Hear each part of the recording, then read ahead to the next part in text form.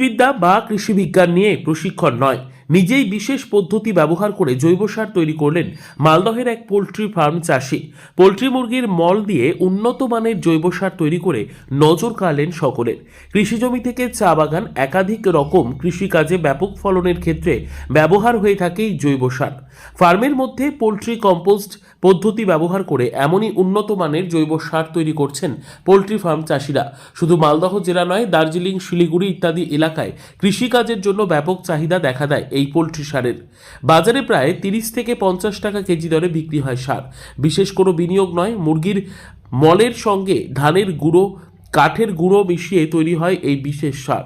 মালদহের ইংরেজবাজার ব্লকের কামাত এলাকায় নিজের পোল্ট্রি মুরগি ফার্মে সার তৈরি করছেন পিন্টু মণ্ডল। তিনি জানান, গত 5 বছর ধরে নিজের ফার্মে এই পোল্ট্রি মুরগির সার তৈরি করছি। আলাদাভাবে বিনিয়োগের প্রয়োজন পড়ে না। পর্যাপ্ত পরিমাণে মুরগি বড় হওয়ার পর ফার্ম পরিষ্কার করে মুরগির মল দিয়ে এই সার তৈরি করি। এর ফলে আলাদাভাবে বিকল্প আয় হয়ে যায়। তো পোলট্রি ফার্ম আছে আমার। পোলট্রি ফার্মে আমরা পোলট্রি মুরগি চাষ করি। তার নিচে আমরা কাঠের গুঁড়ো, আর ধানের তুষ মিশিয়ে আমরা ওদের বসার জন্য জায়গা করে দিই। ওই জায়গাতে মুরগিগুলো পায়খানা করে, তো পায়খানা করার পরে যখন মুরগি লোড হয়ে যাওয়ার পরে ওগুলো মালগুলো আবার আমরা বাইরে রেখে দিই জমা করে। ওই জমা করা ময়লাগুলো আবার জৈব সারে তৈরি হয়। ওরা আবার বছরে যখন বর্ষা পার হয়ে যায় তখন এগুলো মালগুলো আমরা বিক্রি করে দিই। 18 বস্তা 50 কিলো বস্তার মোটামুটি কেউ 45, কেউ 50, যে যেরকম পারছে ওই রেটে মাল ছেড়ে দিচ্ছে। এবার এগুলো মাল বাইরে যাচ্ছে, শিলিগুড়ি, দার্জিলিং, এগুলোতে বিক্রি হয়। 80 টাকা করে ওরা বিক্রি করে। মালদহ কৃষি বিজ্ঞান কেন্দ্রের প্রধান দুষ্যন্ত কুমার রাঘব জানান, পোল্ট্রি মুরগির ফার্ম চাষির এমন বিকল্প পদ্ধতি সত্যি খুব দূরদর্শী।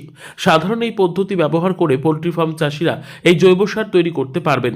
পোল্ট্রি কম্পোস্ট সার তৈরির জন্য যত বেশি সময় ধরে রাখা কম্পোস্ট করা, তত বেশি উন্নত মানের হবে সার। এই নিয়ে চাষিরা চাইলে কৃষি বিজ্ঞান কেন্দ্রে এসে প্রশিক্ষণ নিতে পারেন। में चूँकि जितने भी चाষी लोग पोल्ट्री की फार्मिंग करते हैं वो नीचे इसका लिटर के रूप में 3 से 4 सेंटीमीटर मोटी परत धान के कुंडा की डाल दें और उस पर जो लिटर आता है उसको अगर वो कंपोस्ट बनाएंगे तो बहुत अच्छा होगा। हाँ, ये जो हमारे युवा हैं जो भी पोल्ट्री की खेती करते हैं, पोल्ट्री फार्मिंग करते हैं, वो इसको एक एडिशनल इनकम के रूप में भी यूज कर सकते हैं। क्योंकि जिन क्षेत्रों में सब्जी की खेती की जाती है वहाँ बहुत अधिक मात्रा में जैविक खाद की आवश्यकता पड़ती है और जो रासायनिक खाद है उनकी कीमत भी अधिक होती है। तो अगर इस तरह के जो लिटर है हमारी पोल्ट्री का, अगर उसको इकट्ठा करके अगर हमारे युवा उसकी खेती करते हैं, इसका कंपोस्ट तैयार करते हैं, तो एक बहुत अच्छा रोज़गार उनको मिल सकता है। और इसकी कंपोस्ट चूँकि मशरूम कल्टीवेशन में भी बहुत फ़ायदेमंद होती है, तो एक नई तरह की खेती को भी बढ़ावा मिल सकता है। तो जो युवा हैं वो आगे आएँ और इस तरह की खेती से ट्रेनिंग लेने के लिए हमारे कृषि विज्ञान केंद्र आ सकते हैं। মূলত উদ্ভিদবিদ্যা এবং কৃষি বিজ্ঞান নিয়ে প্রশিক্ষিতদের এই জৈব সার তৈরি করতে দেখা যায়।